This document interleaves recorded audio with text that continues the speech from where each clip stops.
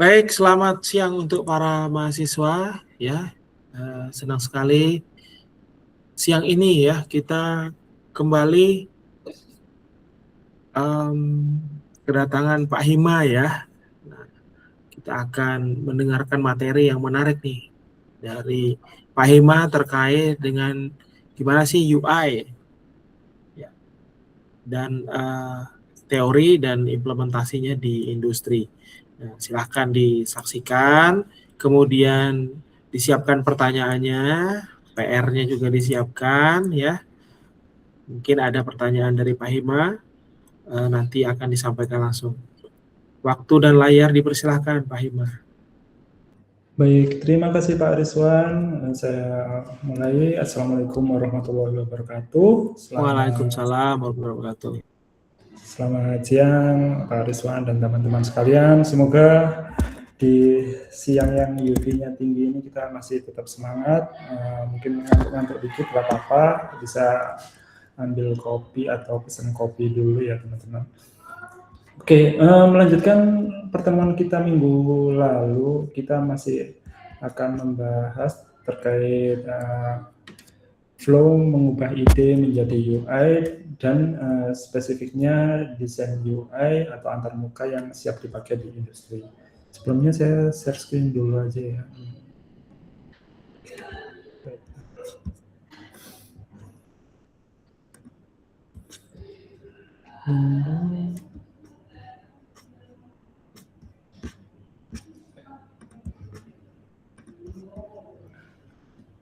Oke. Apakah sudah terlihat teman-teman untuk screen share-nya? Sudah Pak. Kita mulai aja sesi 2 ini dari 3 pertemuan bersama saya, kita akan membahas user flow dan wireframe di sesi kali ini. Nah, untuk recap-nya, apa sih yang telah kita pelajari di minggu kemarin buat yang mungkin baru join ya, atau nge-refresh lagi teman-teman yang sudah lupa. Jadi di sesi pertama kita telah mempelajari terkait UI itu tidak sama dengan UX. Jadi bisa jadi UI yang bagus belum tentu UX-nya bagus, karena UI terkait tampilan apa yang dilihat oleh atau dirasakan oleh dilihat oleh mata user, sementara UX itu yang mereka rasakan, pengalaman saat menggunakan aplikasinya. Itu. Yang kedua, UI yang bagus itu berangkat dari masalah. Jadi desain UI yang bagus itu berangkat dari masalah, bukan selera desainernya. Itu. Kemudian yang ketiga ada teknik buat melakukan analisa UI. Jadi kita menggunakan 3 question framework. Nah, di sesi kali ini apa aja yang kita akan share atau kita pelajari? Yang pertama, kita akan mencoba memahami apa itu user flow. Kemudian yang kedua, kita akan mencoba membuat wireframe. Dan yang ketiga, nanti di akhir sesi kita akan adakan workshop, jadi teman-teman bisa nyobain pakai tools yang ada. Itu. Oke, lanjut ya. Nah, sebelum kita mulai sesi 2 ini, kemarin kan di akhir pertemuan pertama saya kasih assignment ya ke teman-teman untuk melakukan analisa terhadap UI dari aplikasi e-commerce atau aplikasi kesehatan. Nah, aku minta by volunteer dulu lah, siapa bisa, mungkin satu dari aplikasi e-commerce, satu dari aplikasi kesehatan ya teman-teman. Mungkin siapa bisa unjuk diri untuk kita bahas bareng-bareng hasil temuan menarik apa yang teman-teman temukan di aplikasi tersebut. Oke, silakan raise hand atau open mic.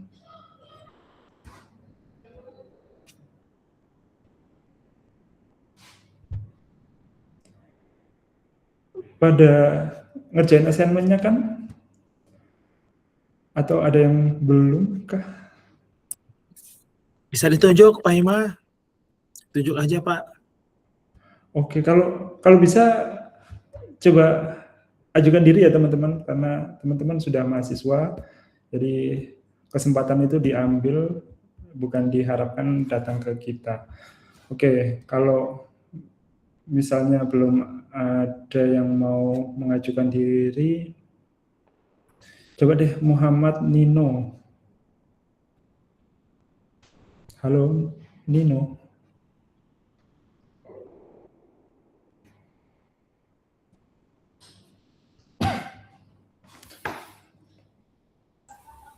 Iya, Pak.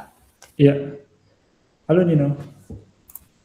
Udah ngerjain assignment di pertemuan 1 kan? Ya. Sudah, cuman saya agak lupa-lupa ingat soalnya, jadi saya tulis yang seingat saya waktu itu. Boleh deh, ditunjukkan apa yang diingat.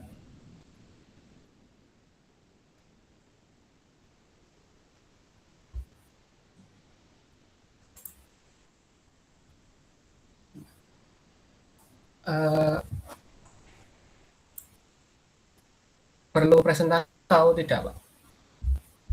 Kalau bisa di-share di screen jauh lebih baik sih, better di-share. Tulisannya di mana? Di PDF sih, Pak. Oh boleh, Agak bisa enak di-share. dilihat. Soalnya kebanyakan Atau saya bantu share deh kalau.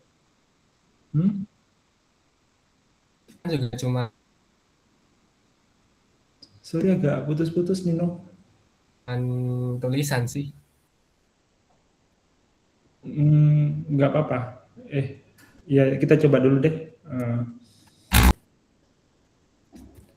Jadi bisa kita kasih review bareng-bareng kalau gitu. Silakan Nino. Oke.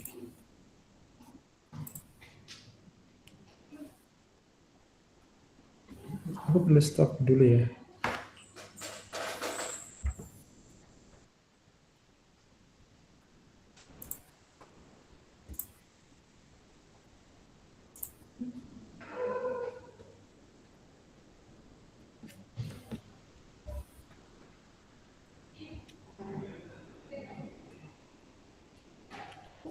Sudah terlihat, Pak. Oh ini assignment yang di kelas ya, bukan yang dibawa pulang. Oke deh,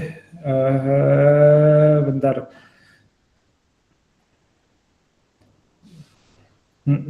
Coba deh jelasin sekilas saja temuannya. Satu temuan aja.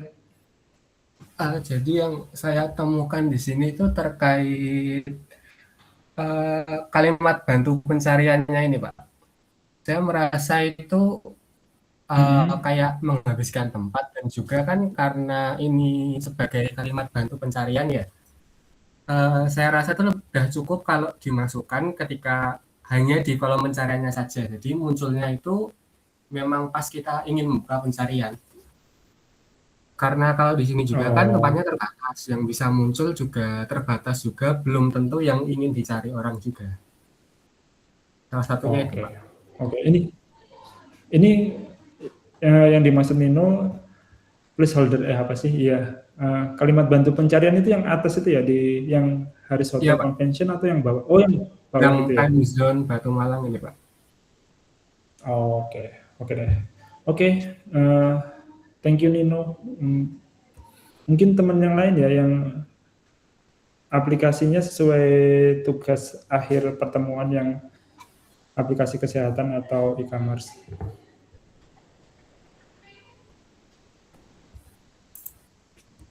Ada yang mau mengajukan diri? Saya kasih kesempatan.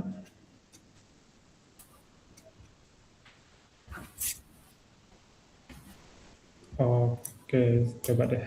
Saya tunjuk lagi. Akmal.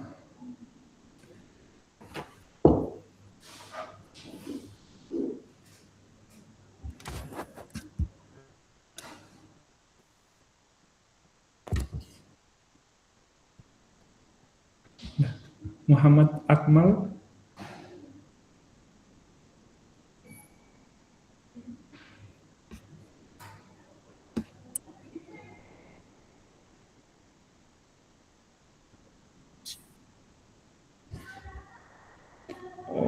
Oke, biar nggak buang waktu, kita move ya. Sorry, siapa ya? Sylvester, kamu nggak pengen ngajuin diri kah? Oh. Baik Pak, bentar Pak. Oke. Oh iya, hostnya Sylvester. Sylvester ini ketua kelas kah? Bukan Pak. Oh, oke. Saya dalam bentuk dokumen Pak. Oh, oke. Bisa di-show nggak? Bentar ya Pak. Kita Bisa. coba bahas satu part mungkin ya.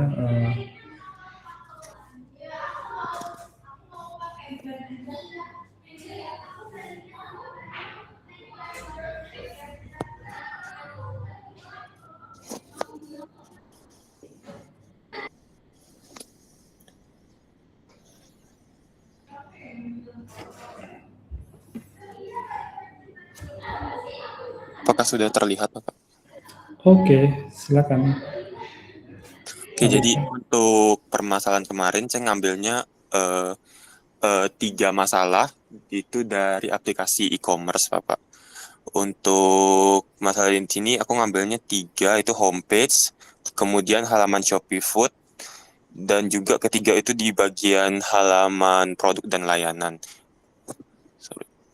Kemudian dari halaman homepage Shopee Food ini sendiri yang saya temukan pertama itu adalah adanya jarak white space yang tidak konsisten.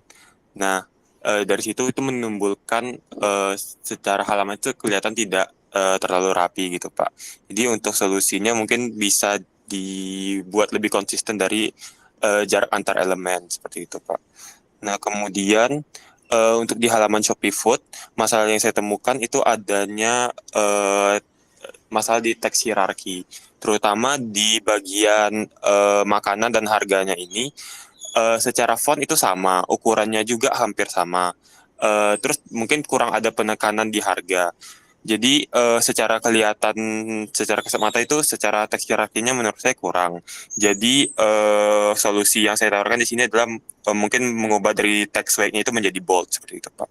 Kemudian untuk halaman shop, ini bukan halaman Shopee Food, belum terubah. Di sini bagian halaman dan produk layanan itu kalau dilihat di bagian deskripsi ikonnya itu banyak banyak judul yang terlalu panjang sehingga itu dari pengguna sendiri itu sulit membacanya. Jadi karena terpotong dan akhirnya hanya terganti dengan titik-titik-titik seperti itu. Jadi dari pengguna itu sulit, oh ini fitur apa ya, karena tidak terbaca keseluruhannya. Nah, dari masalah ini solusi yang saya tawarkan mungkin bisa berupa itu mengganti grid-nya jadinya lebih kecil, mungkin 3x3, tidak perlu sampai 4, jadi terpaksa untuk dimuat-muatkan seperti itu. Jadi selain itu karena juga white space-nya di kiri kanan kalau bisa dilihat itu lumayan mepet, jadi mungkin grid-nya bisa diperkecil seperti itu Pak. Oke, thank you Sylvester. Next pertanyaannya, kalau boleh tahu dari 3 tadi ya, 3 temuan Sylvester, part mana yang menurut Sylvester paling annoying buat user? Kalau saya berdasarkan pengalaman saya sendiri memakai Shopee itu menurut saya yang ketiga sih Pak, salah satunya, karena kalau mau tahu ini fullnya menunya tentang apa itu harus dibuka dulu untuk tahu itu apa, karena teksnya terpotong gitu loh Pak. Jadi karena teksnya terpotong jadi nggak tahu ini halaman apa, cuman kebaca bagian depannya aja gitu Pak. Oke, nice. Oke, bagus. Thank you Sylvester. Makasih Bapak. Teman-teman bisa kasih applause buat Sylvester. Nah itu teman Sylvester terkait yang aplikasi commerce ya. Aku minta satu deh yang aplikasi health. Bisa raise hand mungkin, kalau malu nanti saya tunjuk. Yang ngambil sampel aplikasi kesehatan siapa ya?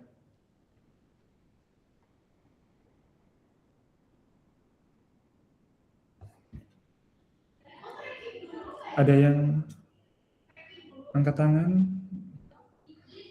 Atau ada yang tahu siapa yang dari sampelnya aplikasi kesehatan? Coba Mbak siapa ya?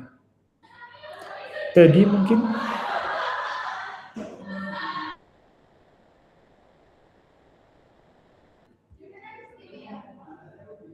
Oke, nggak bisa. Salma? Saya ambilnya website Website tentang website apa? kesehatan. Halo dokter, Mbak. Oh, boleh. Silakan. Bisa mungkin. Share Oke, kita screen. coba aja ya. Iya, silakan.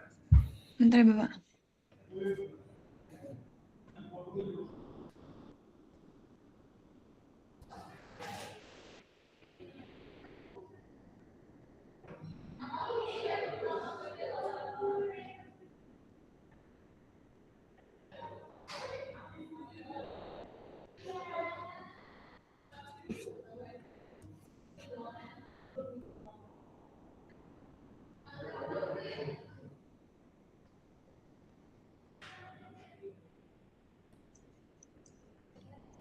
Sudah terlihat, Bapak? Nah, sudah. Oke, di sini jadi saya menggunakan website Halo Dokter. Nah, di sini saya juga sebenarnya pengguna baru ya, Bapak. Terus jadi saya menempatkan diri saya sebagai pengguna baru dari website ini. Sebelumnya saya belum pernah menggunakan website ini. Jadi permasalahan pertama yang bisa saya langsung sadari dari website Halo Dokter ini antara bagian navbar sini Bapak dan bagian ini hero sectionnya ini menurut saya tidak konsisten Bapak. Jadi kayak misalnya kayak ini kan habis cek dokter terus ini buat janji, sedangkan di navbarnya habis cek dokter langganan. Jadi menurut saya itu kurang bikin bingung sebagai bagi saya sendiri sebagai pengguna baru juga gitu. Dan solusinya di sini saya membuat solusi dengan menyelaraskan antara menu navbar agar sesuai dengan prioritas fitur utama pada bagian hero section. Itu permasalahan pertama. Terus untuk permasalahan keduanya, kan di sini saya sebagai pengguna baru, Bapak. Jadi saat saya membuka pertama kali website ini tuh nggak ada petunjuk penggunaan fitur apa saja yang ada di dalam website ini. Jadi mungkin saya bisa explore gitu, tapi kan nggak semua orang kan bisa punya waktu untuk explore gitu, Bapak. Jadi menurut saya seharusnya website ini sebagai siapapun yang membuka website ini harus ada kayak petunjuk penggunaan gitu, Bapak. Istilahnya kayak tour guide-nya bagi pengguna baru. Itu masalah 2 yang saya temui. Dan masalah terakhirnya ini, di sini menurut informasi yang ada itu, Halo Dokter itu ada fitur untuk mencari mencari rumah sakit gitu yang ada di sebuah daerah. Nah, di sini kan ada fitur untuk semua lokasi. Ini kalau dipencet ini juga bisa fitur misalnya kayak Malang, Batu itu ada. Tapi kalau untuk saya sendiri, waktu saya cari rumah sakit yang misalnya berada di satu lokasi itu tidak muncul, Bapak. Jadi kayak bagi saya yang juga nggak tahu nama-nama rumah sakit di satu daerah itu bikin saya kesulitan. Gitu sih, Bapak. Oke. Oke, kesulitan. Kalau masukin kota aja nggak bisa ya? Kalau udah saya coba, Bapak. Jadi kayak misalnya saya masukin Malang itu nanti rumah sakit yang waktu saya pencet cari ini nggak bakal keluar nama-nama rumah sakit yang di Malang. Kan saya pinginnya itu kayak apa aja sih rumah sakit yang ada di Malang gitu loh, Bapak. Dan itu Oke. nggak muncul di sistemnya gitu. Oke. Sip. Salma, boleh tanya nih, kalau ini kan ceritanya Salma pengguna baru ya, pengguna baru. Nah, yang tujuan Salma mau pakai Halo Dokter itu mau ngapain ceritanya? Kalau sebenarnya kan saya buka Halo Dokter ini buat tugas ini ya, Bapak. Tapi kalau misalnya Iya, pasti. iya. Tapi Ceritanya kalau mau misalnya ngapain deh? iya, saya lebih ke ini sih Halo kan kita taunya Halo Dokter ini punya kayak fitur buat nanya-nanya ke dokter gitu ya Bapak secara virtual. Nah itu tujuan pertama saya gitu. Tadi soalnya di Oh, sini pertamanya itu kan juga ada fitur untuk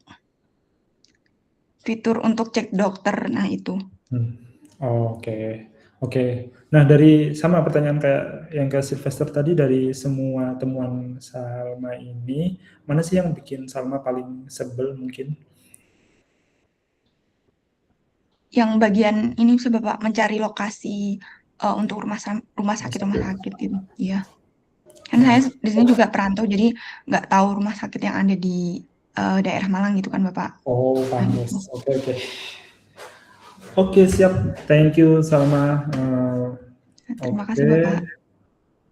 Oke, semoga bisa mewakili ya teman-teman, walaupun ini bukan aplikasinya, walaupun masih di level website, mungkin ada part yang bisa kita capture atau kita pelajari dari situ. Harapanku teman-teman yang lain juga benar-benar udah ngerjain ya kayak Sylvester sama Salma tadi. Jadi at least bakal tahu, dan untuk kedepannya itu bakal masih inline sama apa yang aku sampaikan. Oke, balik lagi aku share screen. Oh, udah setengah jam. Oke, ya, kita cepetin aja. Jadi dari tugas pertemuan pertama mungkin ada hal-hal seperti ini yang teman-teman temukan. Jadi misalnya kayak tombol utama nggak tersembunyi di bawah, teman-teman harus scroll dulu hingga kelihatan. Padahal itu fungsi utama dari aplikasi atau halaman tersebut. Itu. Atau mungkin warnanya yang banyak banget, jadi nggak tahu harus fokus ke bagian mana karena warnanya yang banyak. Mungkin ada beberapa orang yang suka warna banyak ya, tapi kita ngomong terkait fokus, banyaknya warna itu bisa jadi bikin nggak fokus. Yang ketiga, ikonnya nggak ada label, harus nebak-nebak fungsinya. Ini kayak case-nya Sylvester tadi. Jadi ada labelnya, cuma labelnya kepanjangan sehingga jadinya kepotong pakai elipsis ya, yang titik 3 tadi. Itu. Dan akibatnya apa?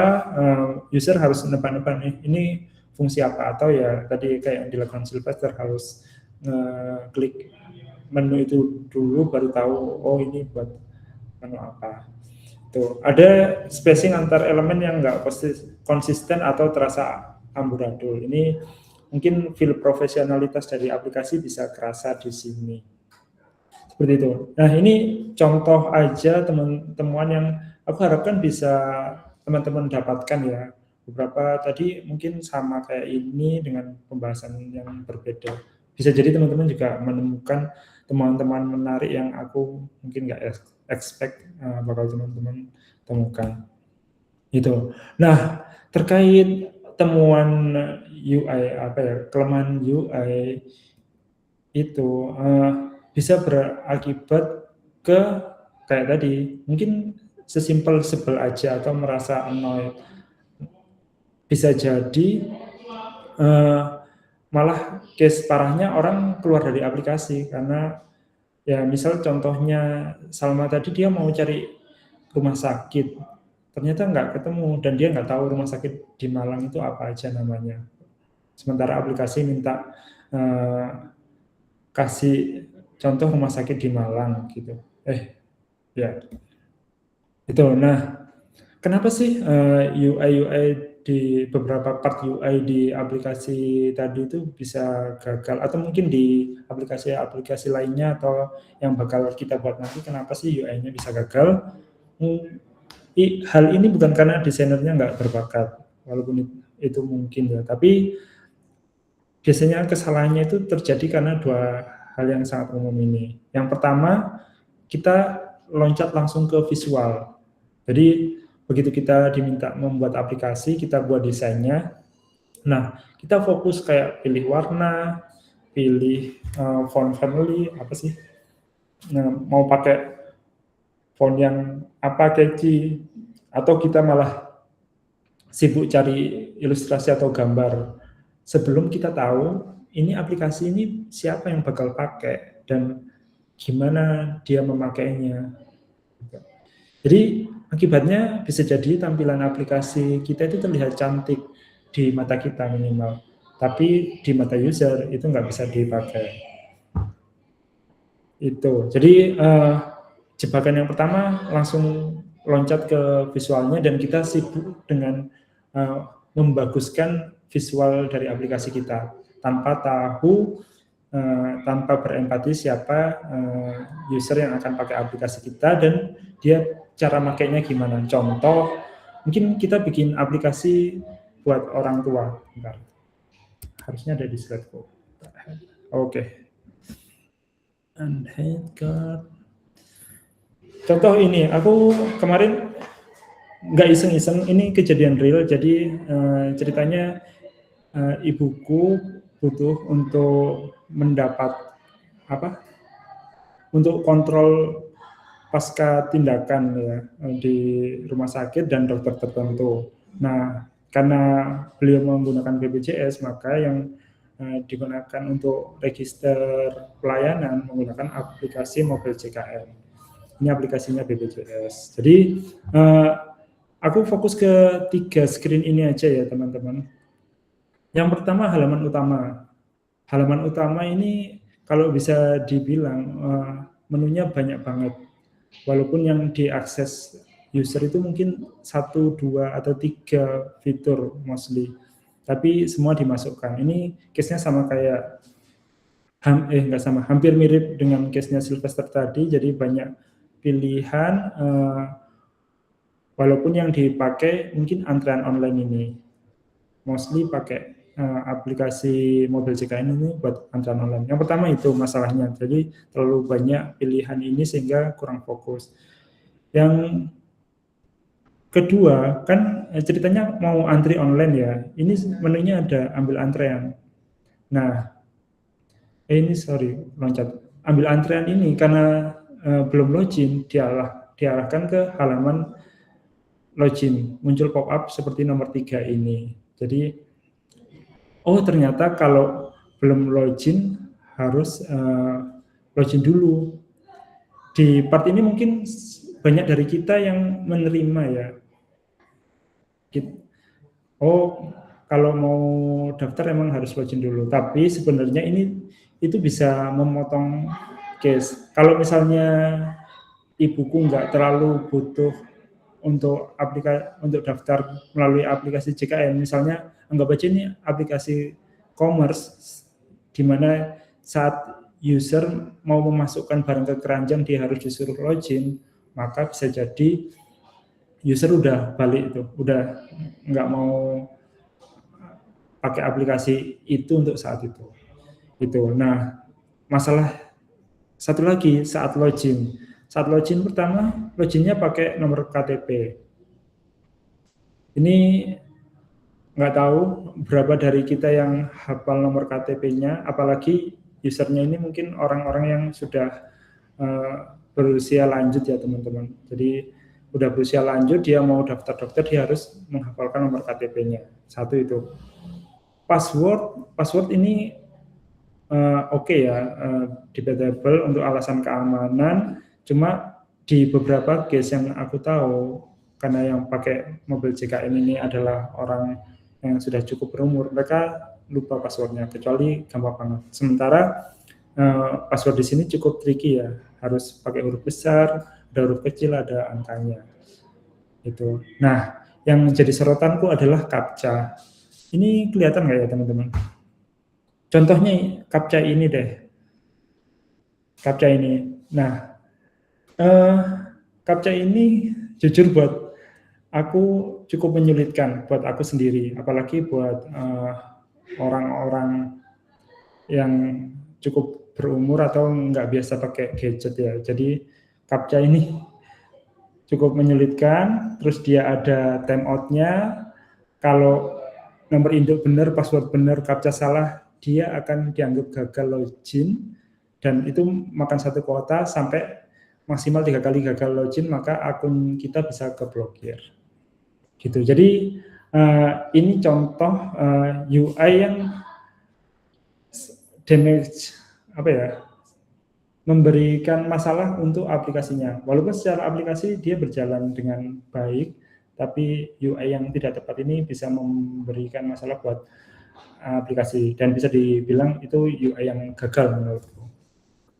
Tuh, jadi mungkin fokusnya langsung ke visual berdasarkan fitur, tapi mereka melupakan siapa yang akan menggunakan aplikasi ini, mayoritasnya siapa dan bagaimana mereka menggunakannya. Yang pertama langsung ke visual, yang kedua tidak paham user flow. Jadi kesalahan UI designer itu adalah tidak memahami bisnis proses atau alur user melakukan tugasnya. Jadi akibatnya apa? Layar-layar yang dibuat itu jadi tidak terhubung secara logis antar satu sama lain. Di case ini mungkin ada ini ya, distraksi ya. Tapi di beberapa yang pernah kulihat itu jadi ada aplikasi yang dari isi misalnya buat check out, dari pilih barang tiba-tiba harus isi alamat, terus balik lagi ke barang lagi dan yang lain-lain. Nah itu secara flow berasa nggak enak. Gitu. Akibatnya apa? Pengguna jadi bingung, frustasi, dan bisa jadi keluar dari aplikasi. Akibatnya sama, keluar dari aplikasi atau aplikasi tidak digunakan karena mereka entah kebingungan atau mungkin merasa sebel dengan aplikasi tersebut. Jadi solusinya dalam desain UI itu kita mulai dari alur user, bukan dari tampilan dulu. Fokus kita memahami alur bagaimana user menggunakan aplikasinya nanti. Itu. Nah, apa sih alur user atau user flow? Jadi user flow itu kalau kita ibaratkan itu bisa kayak peta perjalanan user, teman-teman. Jadi bagaimana sih user mulai dia dari masuk ke aplikasi kita, kondisi dengan dia membawa masalah yang ingin dia selesaikan atau dia ingin mendapatkan sesuatu dari aplikasi kita, dia melakukan aksi apa aja di aplikasi kita dan tujuannya apa, tujuan yang ingin dia capai itu ya masalahnya selesai atau value yang ingin dia dapatkan. Gitu. Jadi user flow itu fokusnya ke logika, teman-teman, bukan estetika dari aplikasinya sendiri. Nah, untuk memahami user flow, kita harus ada beberapa pertanyaan yang harus kita jawab. Yang pertama, entry point-nya di mana? Jadi, oh iya, satu user flow itu bisa jadi satu proses ya. Dalam satu aplikasi itu terdiri dari banyak user flow. Nah, tiap user flow itu punya kondisi entry yang berbeda-beda. Misal, entry-nya yang tadi aplikasi mobil JKN, user flow-nya dia adalah memesan jadwal tindakan di rumah sakit atau klinik misalnya. Nah, entry point-nya di mana? Mungkin dari halaman utama. Jadi entry di mana pengguna itu pertama kali masuk ke dalam aplikasi itu kita harus tahu dari mana. Karena pengguna yang masuk dari halaman utama atau halaman login atau halaman antrian itu mereka mempunyai bekal berbeda-beda, state-nya berbeda-beda. Bisa jadi yang dari halaman utama ini dia belum login, tapi yang udah masuk ke halaman antrian misalnya, dia udah login dan mungkin alamatnya sudah terisi. Nah, itu pentingnya kita mengetahui dari mana pengguna itu masuk ke flow tersebut. Itu. Yang kedua terkait decision-nya. Pilihan apa yang tersedia di dalam flow tersebut. Jadi kalau contohnya di sini, contohnya di antrian rumah sakit, pilihan apa yang tersedia? Misal rumah sakit mana, fasilitas kesehatannya mana, kemudian siapa dokter yang dipilih. Yang ketiga misalnya jadwalnya kapan, tanggal berapa, jam berapa. Nah itu pilihan apa aja yang akan kita sediakan di dalam user flow tersebut. Yang ketiga action, yaitu apa aja sih yang akan user lakukan di dalam flow tersebut. Nah ini pengaruhnya kemana? action ini bisa mempengaruhi jenis input yang kita sediakan. Apakah inputnya berupa teks, atau kita perlu menyediakan button, atau kita perlu menampilkan sesuatu, misal menampilkan jadwal dokter yang bertugas di tanggal tertentu, dan sebagainya. Nah, yang paling penting adalah goal-nya. Kapan flow atau tugas itu dianggap selesai. Kalau di contoh tadi pemesanan rumah sakit, ya dapat nomor antrian. Misal dapat nomor antrian, terus ditampilkan nomor antriannya berapa, nah itu dianggap selesai. Atau kalau di aplikasi e-commerce, mungkin bisa dianggap selesai saat dia sudah melakukan pembayaran misalnya. Atau teman-teman mau batasin nih flow sampai memasukkan barang ke keranjang. Nah itu tugas dinyatakan selesai saat user sudah bisa memasukkan barang ke keranjang. Seperti itu. Jadi user flow tujuan akhirnya itu kita yang mendefinisikan. Dari mana kita mendefinisikan? Ya dari proses analisa. Kita kalau di perusahaan ada fase namanya requirement gathering, kita tanya tuh proses-proses di dalam bisnisnya dia yang mau diadaptasi ke dalam aplikasi itu apa aja. Nah, tiap proses itu punya tujuan, dan tujuan itu bisa kita buat panjang dari end to end, ya dari awal sampai finish, atau kita pecah menjadi beberapa user flow yang lebih kecil. Itu tergantung kebijakan di pengembangan softwarenya. Oke, nah flow yang baik itu bagaimana teman-teman? Flow yang baik adalah flow yang terasa sudah jelas tanpa instruksi tambahan. Jadi kalau tadi mungkin Salma mention di aplikasi ini seharusnya diberi petunjuk itu untuk memahami cara pakainya, itu bisa jadi flow itu belum jelas yang ke capture di aplikasinya secara UI ya. Tapi tadi Salma bilang ngasih apa sih? Starting guide. Starting guide itu cara yang bagus untuk menunjukkan flow tanpa membaca manual. Jadi user bisa fokus ke dalam poin-poin penting dari aplikasi yang mau dikerjakan. Gitu. Kayak contohnya di mobile JKN ini sebenarnya ada starting guide-nya. Cuma starting guide-nya itu spesifik ke antrean online. Sama di versi baru, di versi update-nya itu ada apa. Gitu. Oke, sampai sini ada yang mau ditanyakan dulu nggak teman-teman?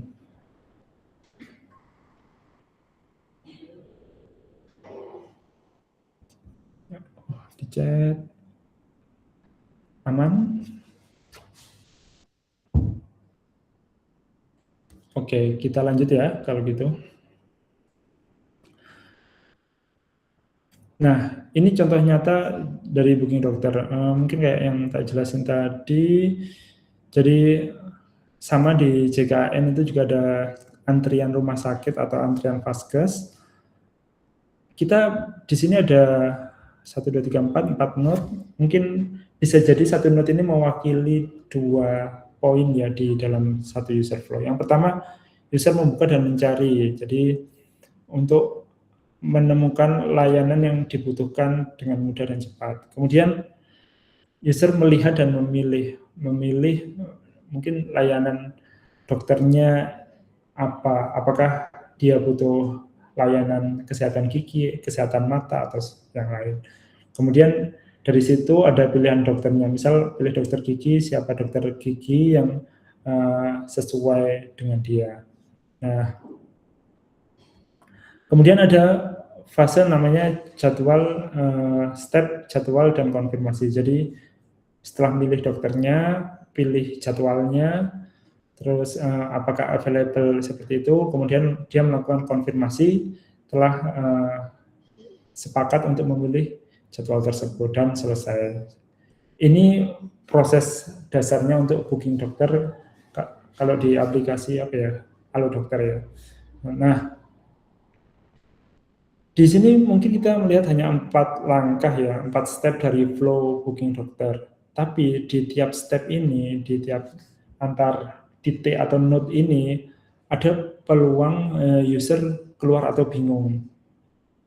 Jadi misal di part buka dan cari ini, di proses ini aja user bisa jadi udah bingung dan keluar dari aplikasi yang kita buat.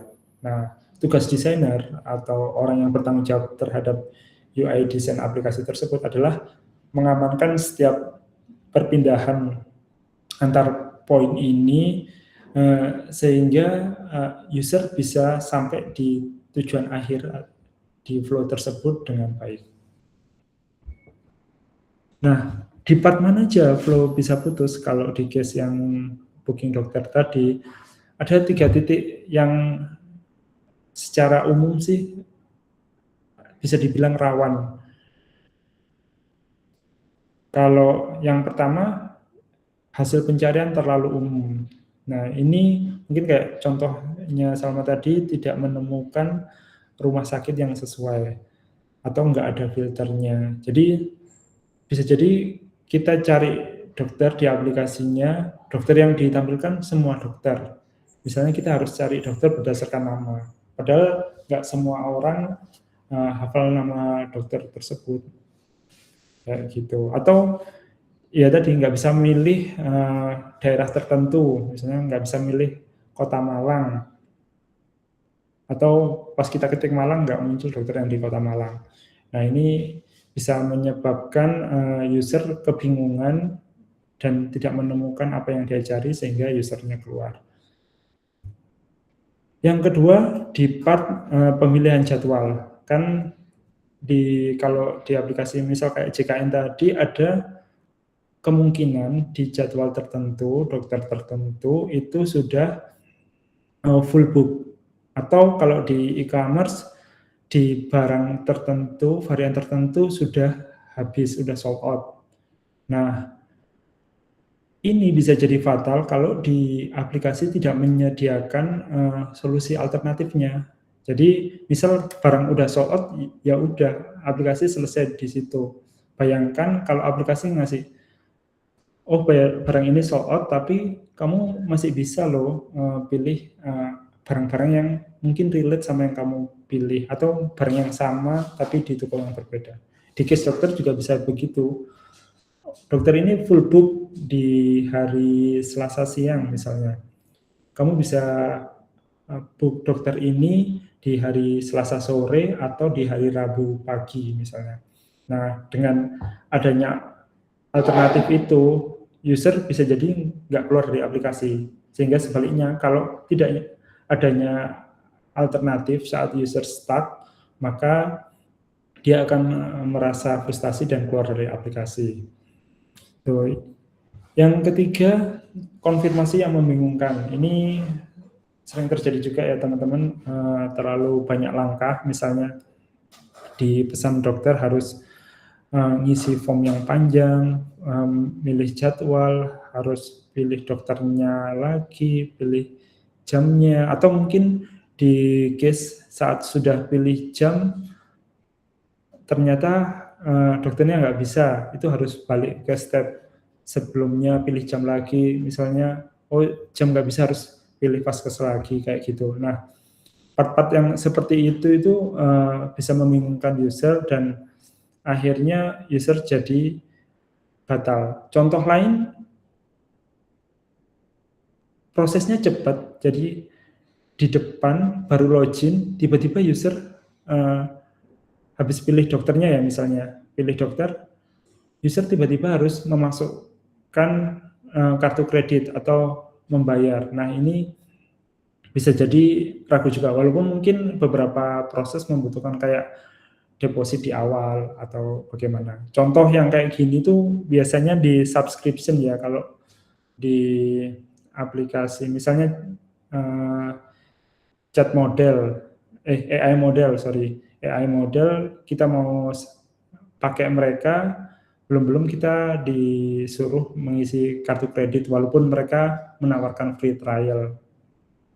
Nah, itu yang seringkali membuat user akhirnya malah balik badan, nggak jadi pakai aplikasi tersebut. Ini hal-hal yang umum di case booking dokter ini dari contoh ini, dan bisa jadi terjadi di aplikasi-aplikasi yang lain karena ini umum. Jadi kayak result yang terlalu general, tidak ada alternatif saat user yang diinginkan user tidak match, tidak ada alternatif yang diberikan dari sisi aplikasi, kemudian pakai konfirmasi yang membingungkan atau tiba-tiba muncul sesuatu itu bisa mengakibatkan user sebel, user bingung, user ragu, dan ujung-ujungnya batal dan keluar dari aplikasi. Nah, untuk menghindari tersebut, ada beberapa prinsip dari mendesain alur user. Ini di contoh ini aku mention 3 yang utama, yang penting. Yang pertama, satu tujuan di dalam flow. Jadi dalam membuat alur aplikasi, satu alur itu pastikan tujuan yang dicapai cuma satu. Kalau booking produk, booking dokter, ya booking dokter aja, nggak perlu registrasi nomor kartu sekalian dijadiin di flow itu. Jadi kenapa butuh satu tujuan atau satu goal per alur? Itu bakal memudahkan user untuk fokus kemana. Jadi dia nggak bingung harus menyelesaikan yang bookingnya dulu atau yang daftar kartunya dulu. Dan kita juga sebagai developer juga mudah menentukan kriteria sukses dari alur tersebut. User bisa daftar atau user berhasil booking, seperti itu teman-teman. Jadi yang pertama untuk mendesain alur, pastikan per satu alur itu ada satu tujuan saja. Tuh. Nah yang kedua adalah kurangi decision point atau titik-titik yang membutuhkan user untuk membuat pilihan. Jadi setiap keputusan tambahan yang kita berikan ke user itu bakal menambah beban mental mereka. Di dalam satu proses, di setiap pilihan yang kita berikan ke user, yang apalagi pilihan itu bisa menjadi branching ya, setiap pilihan user itu bisa menentukan step berikutnya akan diarahkan kemana, itu bakal menjadi beban mental untuk user tersebut. Jadi sebisa mungkin alur yang kita buat itu minim pilihan. Jadi user bisa fokus kepada menyelesaikan alur yang kita buat tanpa terlalu banyak beban mental yang mereka dapat. Tuh, yang ketiga, ini yang dari sisi development ya. Pastikan alur yang kita buat itu punya save exit. Jadi nggak semua aplikasi atau bukan nggak semua aplikasi, nggak semua user itu bakal commit di aplikasi kita. Apalagi mungkin untuk alur yang panjang yang membutuhkan proses cek dokumen di luar dan sebagainya, itu sebaiknya kita memberikan fitur yang membuat user bisa kayak stop mengerjakan proses mereka, dan in case next mereka mau melanjutin, mereka bisa melanjutin apa yang udah mereka tinggalin sebelumnya. Contoh, kalau di e-commerce, save exit ini tuh aku kasih contoh yang masukin barang ke cart, ke dalam keranjang. Jadi user bisa jadi pengennya sekarang, barang udah masuk keranjang, tapi mereka nggak cukup komit untuk membelinya saat itu juga. Terutama mungkin ibu-ibu ya, setahu sering banget keranjangnya udah dipilihin, walaupun sebenarnya ada menu wishlist ya untuk barang yang mau dibeli nanti, cuma kebiasaannya masuk ke keranjang. Nah, dengan masuk ke keranjang ini nggak serta-merta alur mereka berhenti ya. Mereka bisa melanjutkan ke pembelian, ke check out itu suatu saat nanti gitu. Jadi perbedaan adanya fitur card atau enggak, card yang kesimpan walaupun aplikasi ditutup atau enggak, itu bakal pengaruh ke checkout. Jadi bayangkan teman-teman kalau nggak ada fungsi card kayak sekarang, user beli itu ya harus dari halaman depan, pilih produk, kemudian proses ke pembayaran tanpa ada card. Dulu kalau nggak salah aplikasi e-commerce banyak yang kayak gitu. Akhirnya apa? Di proses checkout itu bisa jadi user punya kegiatan lain atau harus mikir dulu dan sebagainya. Next, saat mereka mau membeli barang yang sama, mereka harus mengulang dari awal dan proses itu bisa terulang lagi yang mereka bikin keputusan terus akhirnya nggak jadi lagi. Beda kalau barang itu udah ada di cart, semua proses di awal itu bisa terpangkas, mereka tinggal memilih apa yang ada di cart mereka dan mereka lanjutkan ke checkout. Jadi itu 3 prinsip utama mendesain alur yang bisa kita gunakan di desain alur aplikasi kita atau user flow aplikasi kita. Nah, alur tadi yang kita desain itu bisa kita tunjukkan menggunakan sesuatu yang namanya wireframe. Oke. Sebelum bahas wireframe, mungkin ada pertanyaan? Saya izin minum dulu.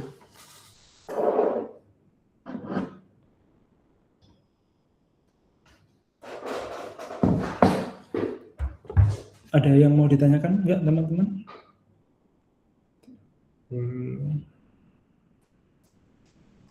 Oke.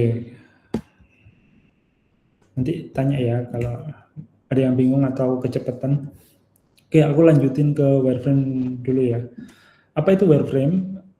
Mungkin pernah dijelaskan di kelas, wireframe adalah kerangka, bukan desain. Jadi wireframe itu adalah layout kasar yang kita fungsinya hanya menunjukkan struktur di mana elemen-elemen akan kita letakkan di aplikasi kita, bukan bagaimana tampilannya.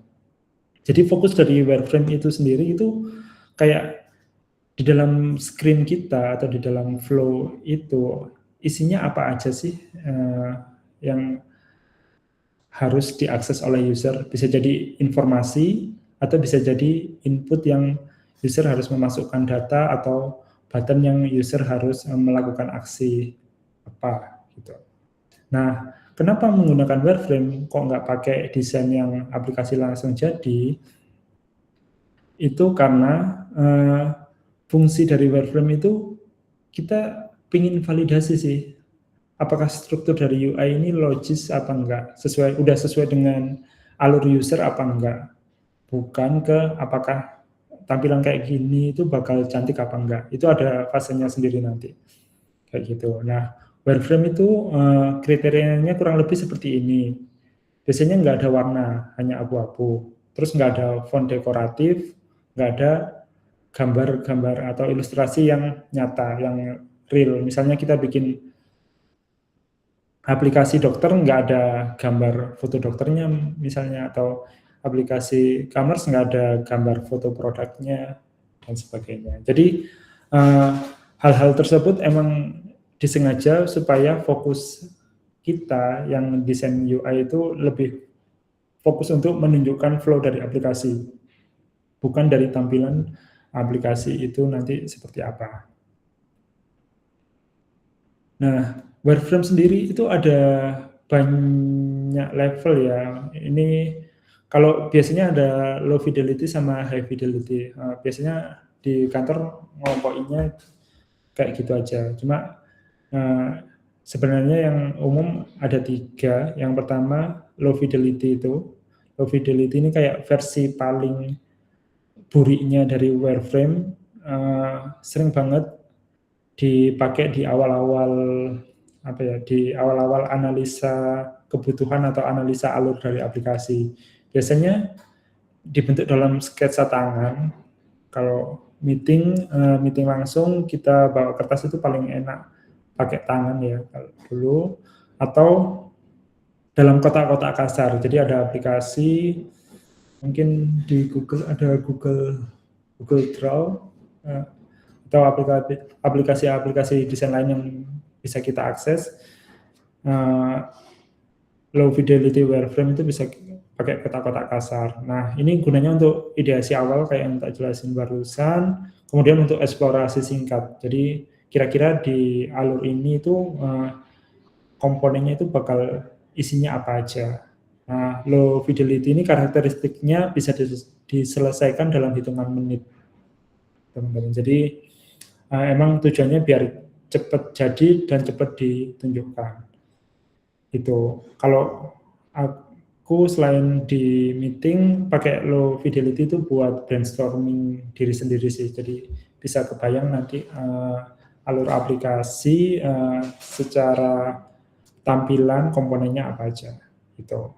Nah, di atasnya low fidelity ada medium fidelity atau mid-V. Nah, ini udah mulai di aplikasi yang secara komponen udah mulai konsisten, terus untuk layoutnya juga udah mulai proper, cuma tetap nggak pakai warna, mungkin satu komponen title bisa jadi bentuknya kotak aja tanpa kita tahu itu title atau apa. Nah, medium fidelity ini kita gunakan pas alignment team dan kita pakai buat bahan diskusi. Kebanyakan sama tim internal, sesama tim yang bikin UI itu antara desainer sama analis. Terus mungkin ada satu perwakilan dari klien kalau di DOT itu pakai medium fidelity. Kenapa pakai medium fidelity? Ini secara layout udah lebih rapi, tapi secara detail nggak butuh terlalu detail karena satu tim itu paham semua konteksnya, wireframe ini itu alurnya seperti apa, jadi komponennya apa aja gitu. Nah, yang terakhir ada high fidelity. Ini bisa dibilang mock-up aplikasi ya, udah jadi layoutnya bisa mirip sama aplikasi jadinya nanti. Kemudian secara struktur udah menggunakan konten yang real atau hampir real. Kemudian kita seringnya pakai buat kita kasih ke developer karena mereka butuh tampilan akhir yang harus mereka coding seperti apa dan review ke stakeholder. Jadi biasanya kita kasihin ke perwakilan klien untuk dibawa ke timnya buat satu tim user itu bakal melihat aplikasi yang dibuatin buat mereka nanti itu kira-kira tampilannya kayak gini loh. Apakah mereka bisa memahami alurnya? Apakah alurnya yang ditampilkan di aplikasi sudah sesuai dengan alur mereka, alur bisnis mereka atau enggak? Gitu. Nah, kelemahannya yang high fidelity ini dalam pengerjaan bisa makan waktu hitungan hari. Bisa jadi untuk deliver semua itu 1 minggu atau 2 minggu ke klien. Gitu. Jadi ada 3 tadi. Itu. Tapi ini kan dulu ya, sekarang untuk bikin layout high fidelity itu sudah banyak tool yang bisa membantu kita buat bikin layout high fidelity dalam hitungan menit sih dengan menggunakan AI.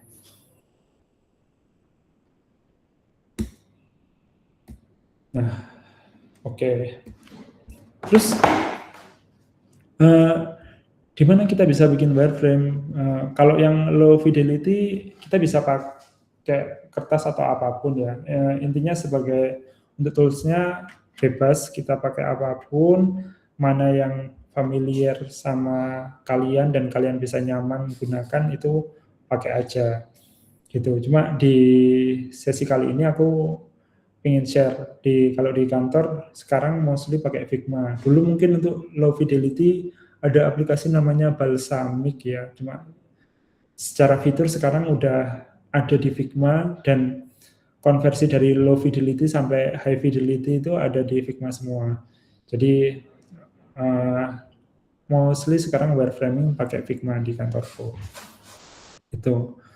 Nah, ini udah mulai teknikal ya teman-teman. Mungkin aku mau tanya, di sini ada yang belum pernah pakai Figma nggak?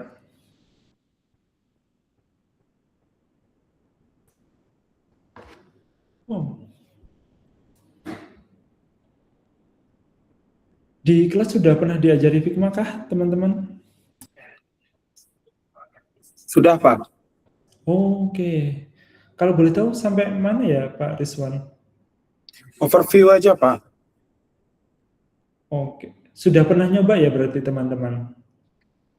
Kalau mengenai nyobanya kembali ke mahasiswa Pak. Oke. Oke, ya harapannya nyoba semua ya, nggak tahu ntar. Oke, jadi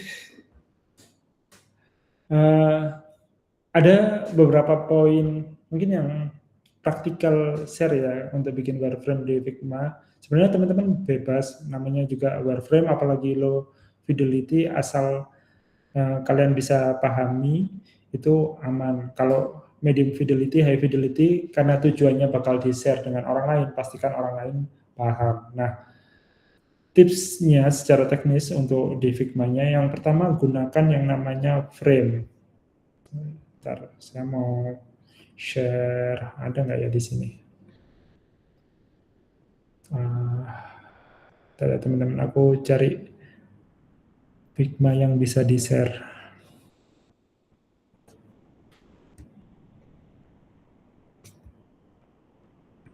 Oke.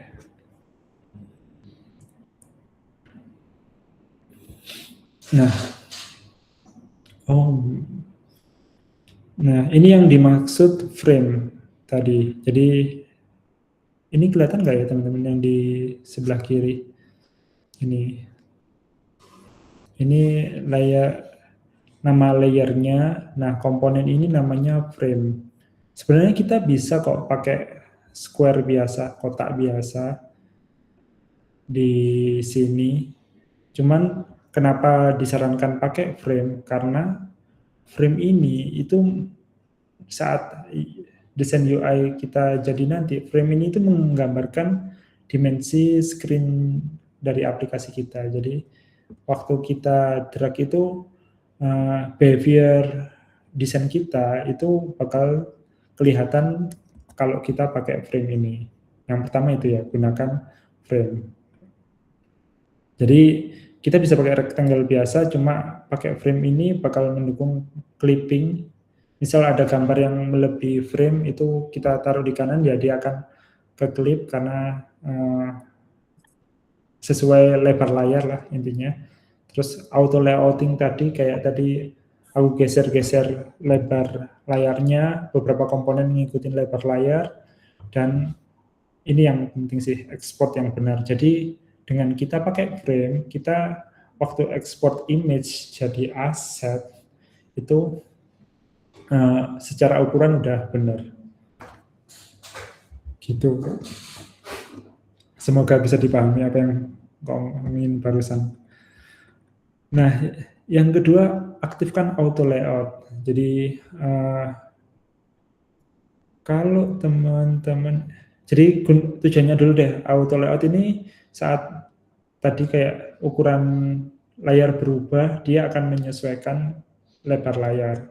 Itu di pertemuan kemarin kayak isu responsif ya. Jadi di screen gede kayak di screen laptop itu dia tampilannya seperti apa, di screen kecil kayak mobile itu dia tampilannya seperti apa. Nah, auto layout itu contohnya seperti ini teman-teman. Ini sudah di set auto layout, input yang 1, 2, 3 ini auto layout. Nah, misal kita nggak auto layout, dia elemen ini nempel di kiri aja, width-nya sama. Waktu dia dapat screen yang lebarnya lebih gede dari ini, nah teman-teman bisa lihat dia nggak ikut berubah sesuai lebar screen-nya. Dan secara visual ini bakal mengganggu sih, kayak inputnya cuma separuh halaman. Let's say kita akses di tablet, ya dia cuma segini, padahal screen-nya itu segede ini. Gitu teman-teman. Semoga bisa kebayang ya. Itu lanjut. Yang kedua, aktifkan auto layout. Yang ketiga, pakai komponen placeholder. Jadi untuk wireframing disarankan menggunakan kotak abu-abu sebagai placeholder untuk gambar, avatar, atau konten dinamis. Kenapa? Balik lagi ke tujuan wireframing tadi. Tujuannya supaya fokus apakah layout itu sudah valid apa belum, atau sudah logis atau belum secara alur usernya nanti. Jadi fokus user bakal ke situ. Ini real karena begitu desainer ngasih gambar di wireframe, yang terjadi adalah klien fokusnya ke gambarnya. Kayak gambar ini nggak cocok sama kita. Misalnya yang pernah itu di Departemen Kesehatan ya, atau perusahaan yang concern ke kesehatan ibu-ibu. Jadi ternyata mereka punya campaign bahwa tidak pro terhadap susu formula. Jadi sebisa mungkin pakai ASI. Nah, kita nggak sengaja masukin gambar ibu hamil yang di sebelahnya ada gelas susu. Kayak kita kan nggak kepikiran segitunya ya. Nah, jadinya user malah ngomenin gambar itu. Jadi itu kenapa kalau bisa wireframe yang kita kasih itu kita kasih placeholder aja, nggak kita kasih gambar. Sehingga fokus user itu lebih ke flow, atau fokus developer nanti lebih ke flow dari layout itu sendiri. Seperti itu. Kalau placeholder kurang lebih teman-teman sudah paham. Contoh placeholder ya ini nih, akun di Google Meet teman-teman semua kan pakai inisial teman-teman kecuali yang pasang foto ya. Itu placeholder. Yang keempat adalah beri nama layer. Ini technical banget dan sepele, tapi kalau nggak dibiasakan itu bakal susah banget untuk mengubahnya. Contoh, aku punya nggak ya? Kalau contoh yang tadi, yang ini kan enak ya, ini udah jelas nih. Oh, kita mau misalnya edit ini nih halaman login, ya kita cari layer login. Oh, ini layer login, frame login. Gitu. Di dalam login ada title, input, password. Kita buka input, text. Oh, kurang button,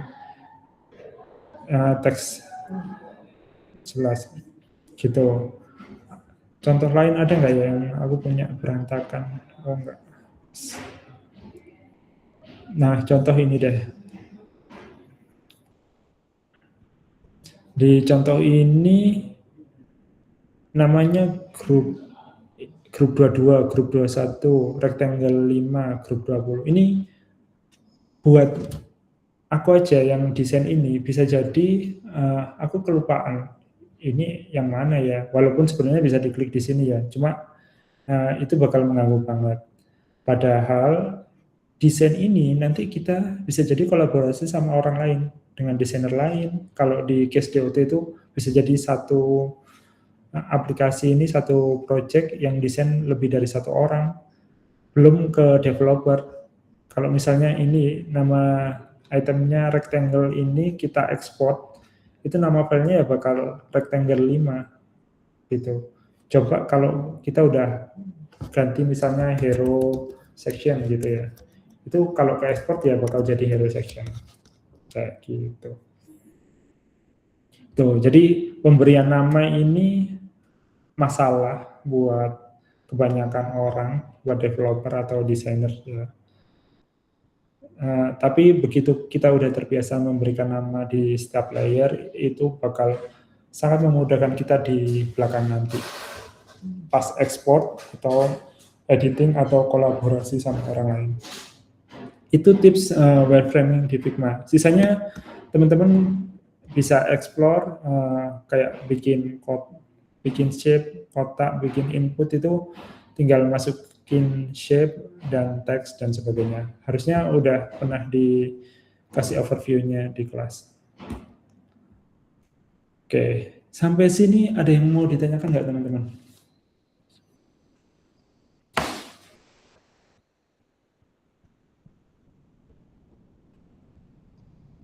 Oke, ntar mungkin bisa langsung dicoba, ya lebih enak. Nah, ini mungkin agak loncat ya. Jadi dalam teknik layouting, ini kalau ini teknik menggunakan wireframing di Figma, teknik layouting atau wireframing, itu ada yang namanya prinsip Gestalt atau Gestalt Principles. Di sini udah ada yang pernah dengar Gestalt Principle?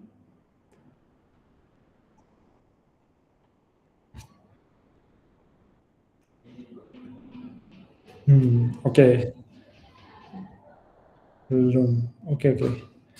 Ya, bisa jadi wajar teman-teman belum pernah dengar, karena Gestalt ini sebenarnya adalah salah satu ilmu dari psikologi. Jadi intinya mereka itu menganalisa kebiasaan manusia, kebiasaan otak manusia dalam memahami objek-objek yang dilihat. Nah, Gestalt sendiri itu berasal dari bahasa Jerman, teman-teman. Artinya arti kasarnya kayak bentuk atau konfigurasi dari bentuk itu. Nah, sebenarnya ada 6 atau 7 teori di Gestalt itu, tapi yang terkait sama UI itu aku pilih 3 aja ya. Jadi kita kenapa sih Gestalt ini dipakai di desain UI? Jadi otak manusia itu punya kecenderungan cara membacanya sendiri terhadap sesuatu di dunia. Misal kita terbiasa membaca dari kiri ke kanan. Mungkin kita kalau melihat sequence juga bakal anggap yang paling kiri itu adalah yang pertama, yang kanan itu yang terakhir. Kita bakal mungkin ada kesulitan ya kalau baca sesuatu dari kanan ke kiri.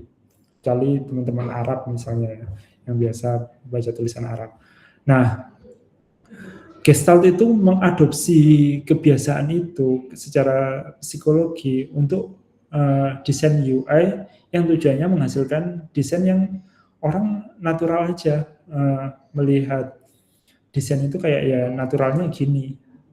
Nah, 3 prinsip Gestalt yang dipakai di desain UI itu yang pertama kedekatan atau proximity. Jadi secara nggak sadar otak kita kayak ngelompokin sesuatu yang dekat sama enggak. Jadi kita bisa ngasih batas atau garis batas untuk membedakan elemen ini masuk kelompok ini sama elemen ini nggak masuk kelompok ini, atau kita gunakan itu sebagai pagar atau border ya. Itu, tapi tanpa adanya itu kita bisa kok secara naluri kita mengelompokkan, oh ini bagian dari ini bagian dari yang lain, itu menggunakan kedekatan. Nah, ini pengaruhnya ke desain UI itu di jarak yang dekat, berarti elemen itu terasosiasi dengan elemen yang dekat. Jarak yang jauh berarti dia terpisah dari elemen itu. Itu yang pertama. Yang kedua terkait kesamaan, similarity. Jadi elemen yang mungkin secara bentuk serupa atau secara warna serupa atau secara ukuran serupa itu dianggap satu kategori. Jadi konsistensi visual membangun pola yang mudah dipindai. Jadi untuk hal-hal yang mungkin sama itu kita bisa menggunakan teori similarity ini. Jadi misal kita present kategori ya, kategori yang di present dalam bentuk titik-titik, let's say kayak gini, itu dianggap sama, secara bobot sama, mereka dalam satu kesatuan yang sama. Tapi kalau kita masih satu kategori lain yang ukurannya lebih besar, bisa jadi secara otak kita menganggap kategori itu nggak sama dengan kategori ini. Misal karena kategori itu highlight ya, atau semacamnya, kayak gitu. Itu bukan, ini nggak hanya secara ukuran aja, secara mungkin kalau secara ukuran, secara warna juga. Misalnya dari antara banyak teks yang warna hitam, kok ada teks yang warna merah, itu kenapa? Atau dia punya intensi tertentu biasanya, entah ngasih warning atau ngasih highlight dan sebagainya. Itu. Nah, teori ketiga dari Gestalt yang kita pakai di desain UI adalah teori continuity atau kesinambungan.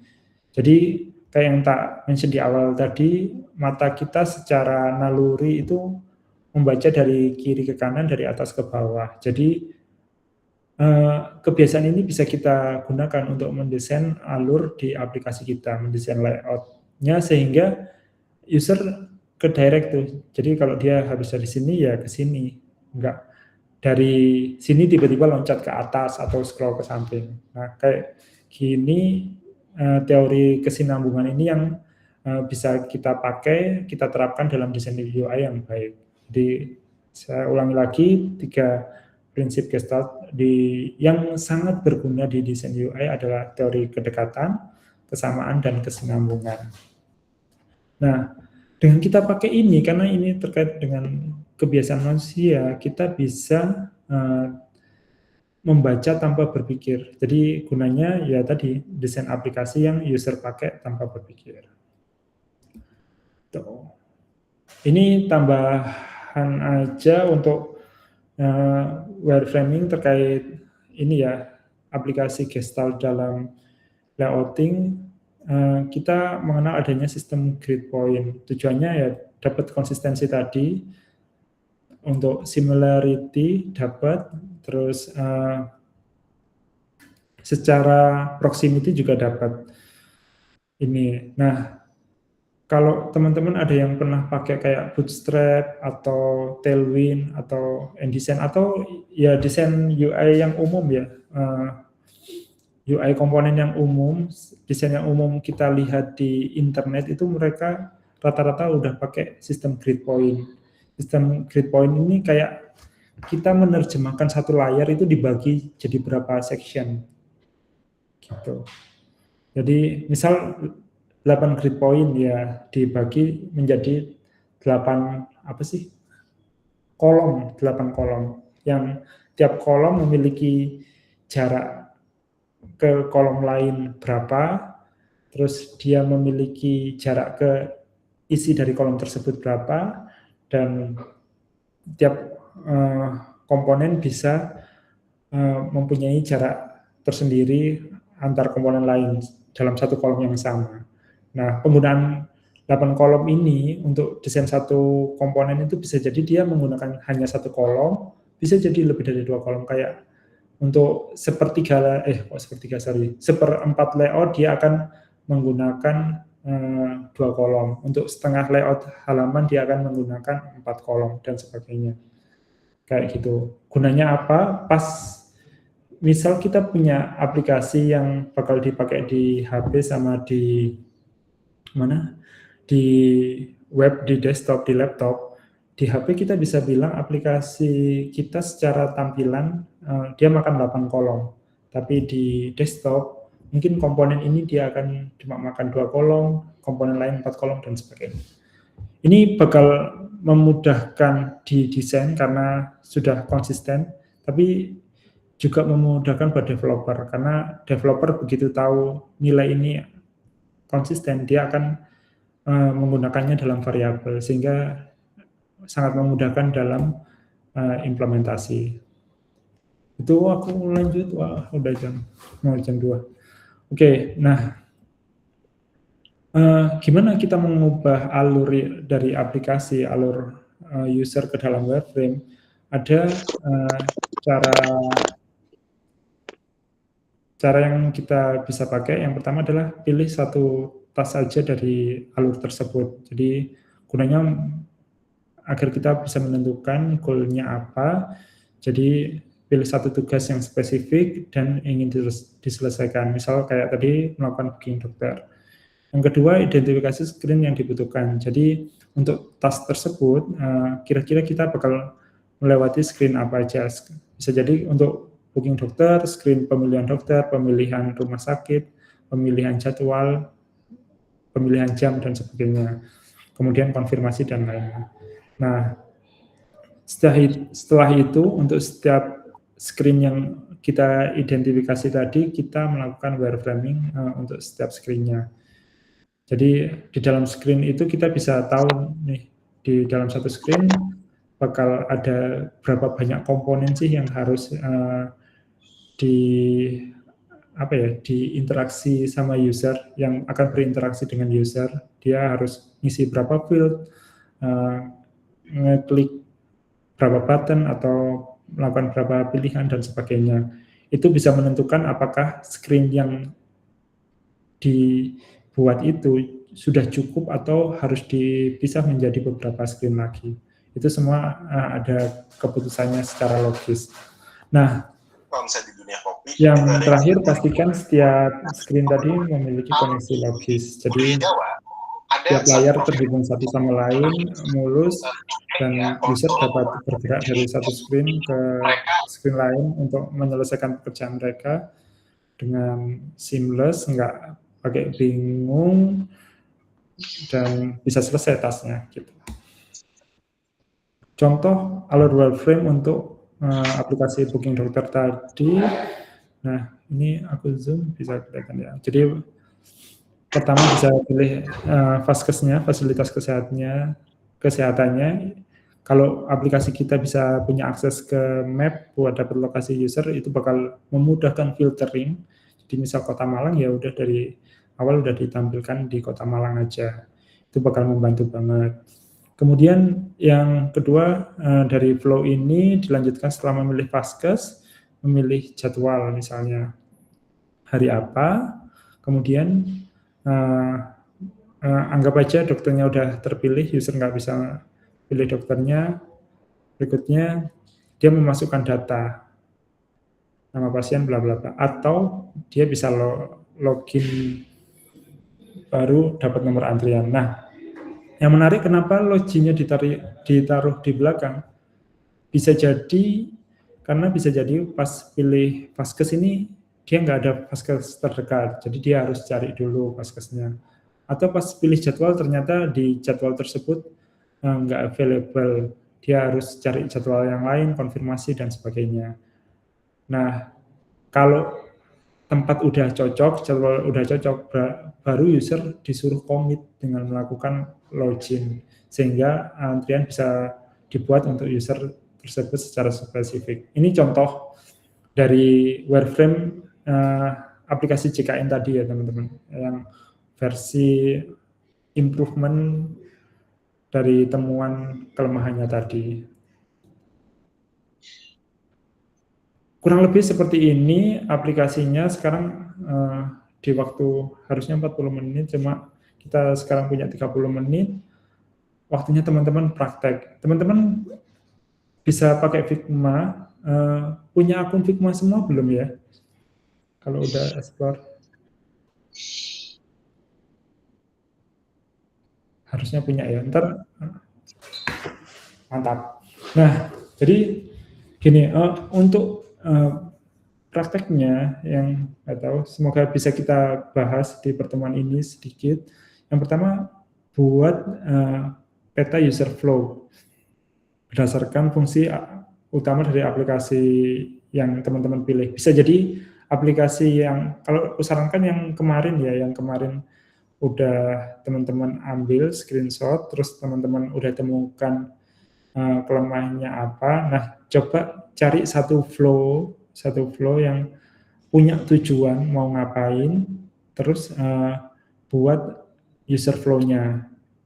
Ini bisa teman-teman gambar di aplikasi kayak Figma atau di kertas dulu. Pertama, petakan user flow ya. Aku highlight petakan user flow. Yang kedua, berdasarkan user flow tersebut, buat wireframe-nya minimal 2 screen. Ekspektasiku sesedikitnya screen yang dibutuhkan itu minimal 2 satu flow. Nah, teman-teman silakan buat flow tersebut, silakan buat wireframe tersebut di Figma dengan menerapkan yang kayak tadi, frame, auto layout, dan placeholder. Nggak perlu yang bagus-bagus atau terlalu cantik, yang penting jelas. Kalau yang aku maksud jelas, ini udah versi bagus. Kalau ini coba. Kalau ini image ya cukup kasih gini. Kalau ini title ya tahu ini title seperti apa. Ini label ya label. Kalau button mungkin teman-teman kasih contoh sendiri. Gitu ya teman-teman. Mari kita mencoba. Sampai sini ada yang mau ditanyain nggak ya?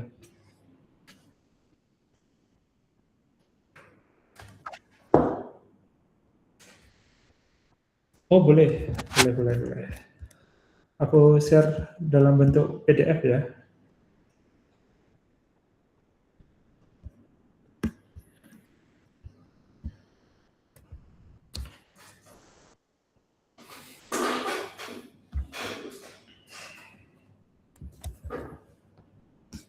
Oke, kira-kira bisa dipahami kah assignment-nya?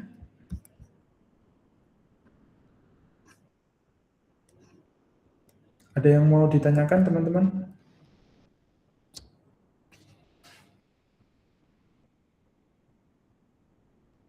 Oke. Jadi, oh ya sekalian aja deh. Ini kan buat praktek minggu ini, karena ekspektasiku tadi 40 menit cukup. Nah, nanti ini yang next-nya buat teman-teman bawa pulang. Teman-teman, aku kasih challenge buat bikin wireframe yang udah dibuat hari ini, disempurnakan, terus minimal 2 layar. Intinya diberesin yang udah dikerjakan siang hari ini, kemudian nanti dikumpulkan linknya, karena cukup dikasih linknya aja, nggak usah di-download. Linknya bisa di-share ke Pak Rizwan ya nanti. Nah, ini tips yang aku kasih, usahakan nama wireframe-nya itu jelas nama kalian, terus ada nomor induknya, nomor induk mahasiswa, kemudian wireframe-nya apa, gitu. Ini simple tapi ngasih nama itu ngaruh banget sih. Orang yang biasa ngasih nama rapi sama enggak itu bakal berpengaruh di depan mata employer-nya, gitu. Gitu teman-teman. Oh ya, terkait wireframe di Figma-nya, teman-teman bisa share deh.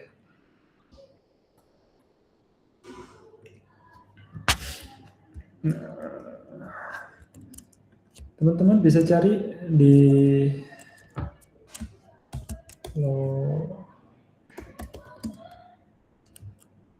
atau dengan kata wireframe, kata kunci wireframe. Ini kelihatan ya, aku share screen Figma.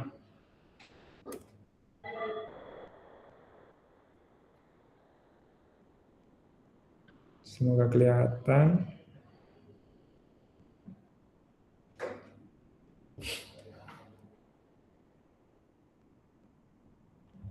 Nah, ini ini udah aku bikin ya. Nah, di Figma itu ada kayak apa ya, library atau kerjaan template yang udah dibikin orang. Teman-teman bisa pakai template ini untuk memudahkan teman-teman bikin wireframe dari aplikasi. Ini contohnya dulu, ini komponennya, komponennya di sini. Kalau teman-teman cari di Figma, sebelum itu kayaknya di duplicate dulu. Ini di sini duplicate, pilih duplicate, terus nanti teman-teman edit sendiri draft screen teman-teman berdasarkan komponen yang udah mereka sediain. Biasanya udah ada sih, tinggal kopas komponennya, terus teman-teman rename komponennya, gitu. Itu dari ini, kembali lagi ke dari sini. Sampai sini ada yang mau ditanyain nggak teman-teman? Oh, ini ada pertanyaan.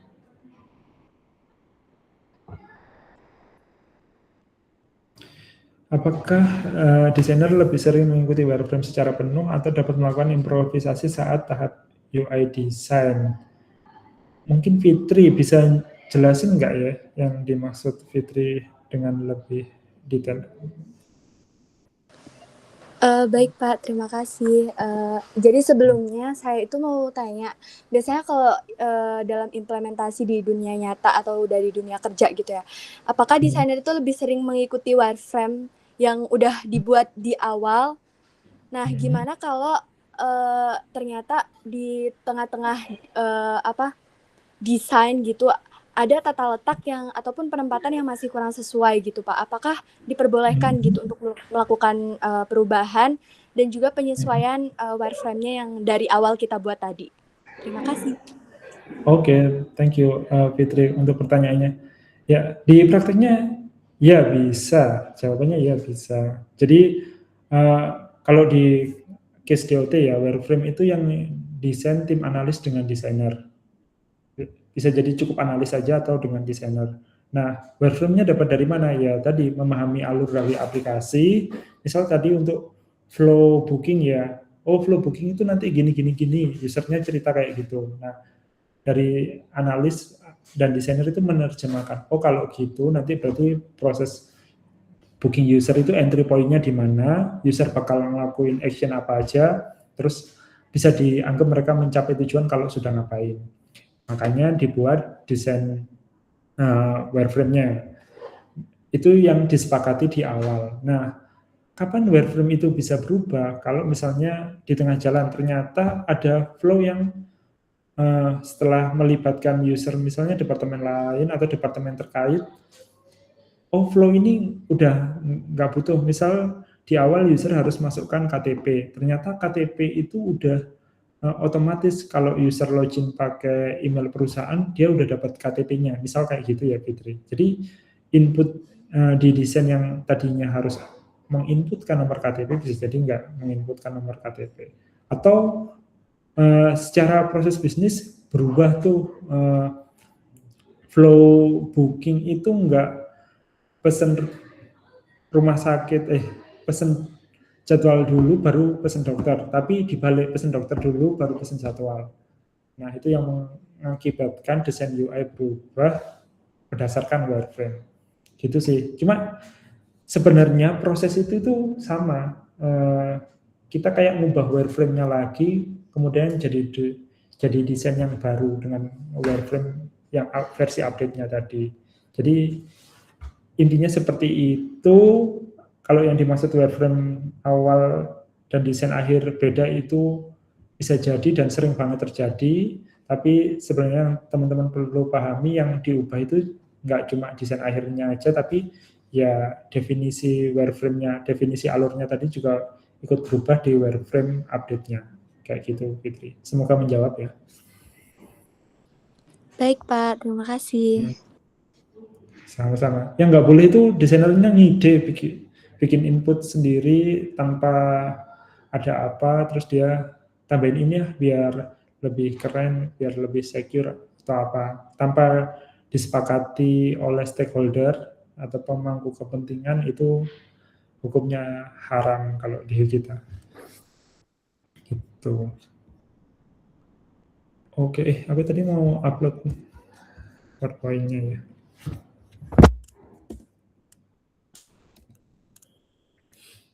Oke, ada yang mau bertanya lagi teman-teman?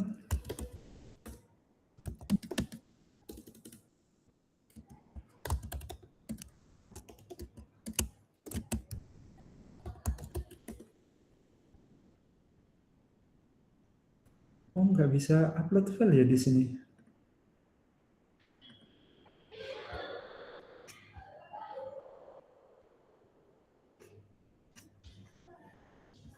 Bentar. Ini bisa aku share ke siapa ya filenya?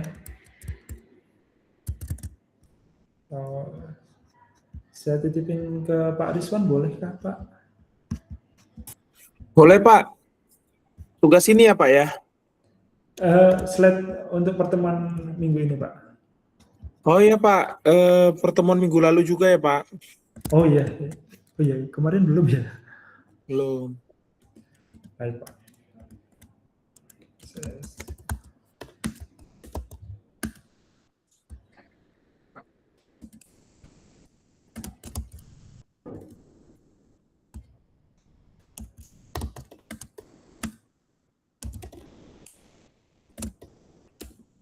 Oke, ada yang mau ditanyakan teman-teman? Sambil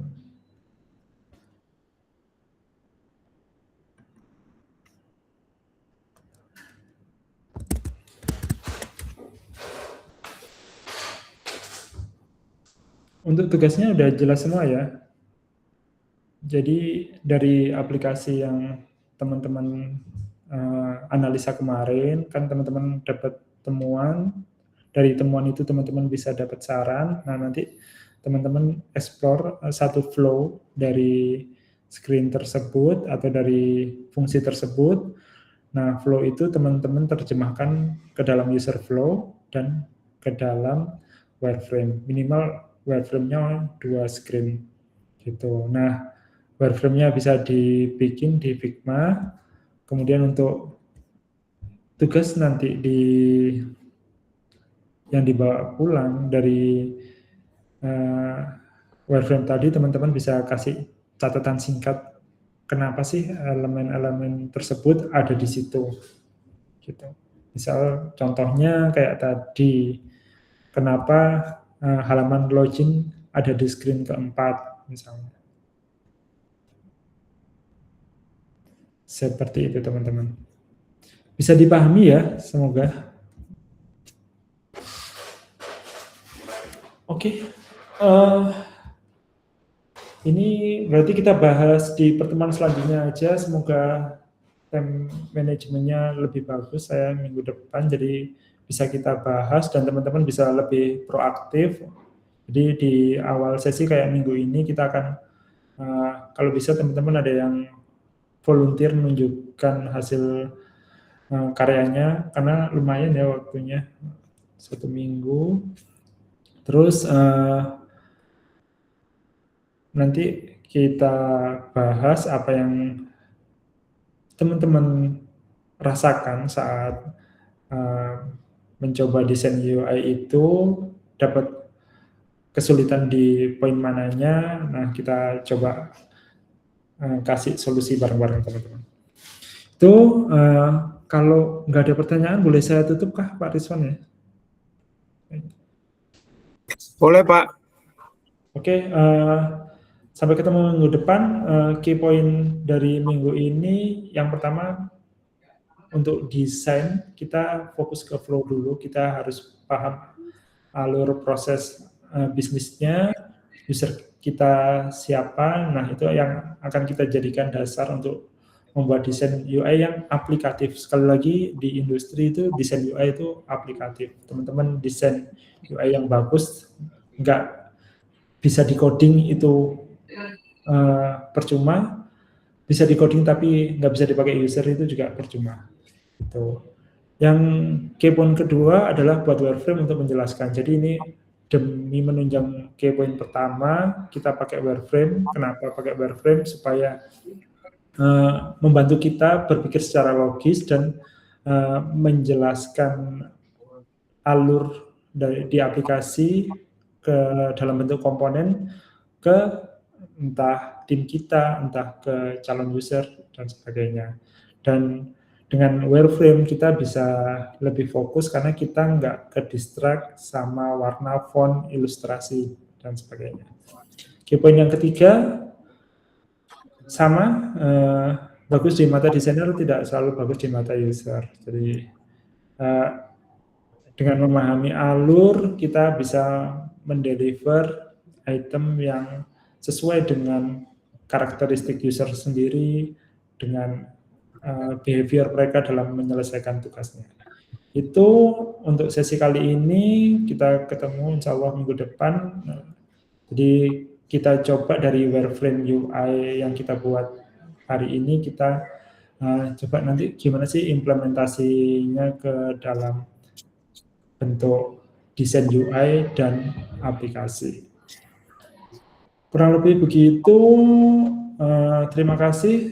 Sekali lagi, wireframe bukan gambar, wireframe adalah bentuk argumen dari aplikasi kita.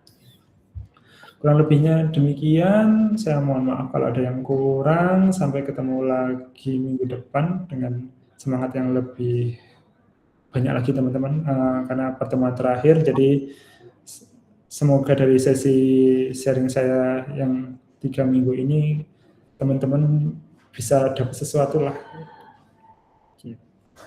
Terima kasih. Saya tutup. Wassalamualaikum warahmatullahi wabarakatuh. Saya kembalikan ke Pak Rizwan. Waalaikumsalam warahmatullahi wabarakatuh. Terima kasih Pak Hima. Ya, untuk para mahasiswa boleh nih kita kasih applause dulu ya, kasih biar makin semangat ya. Pak Buja. Siap Pak Pak Buja. Putri masuk ya. Makasih Pak Ima. Coach. Oke. Coach Buja nih. HPS. Ngecek kelasnya ini. Oke. Terima kasih. Terima kasih ya. Untuk para mahasiswa kita ketemu lagi minggu depan ya di pertemuan terakhir dengan Pak Hima. Terima kasih Pak Hima. Selamat melanjutkan aktivitas. Terima kasih. Mohon izin lanjut Oke. ke meeting lain. Assalamualaikum. Waalaikumsalam.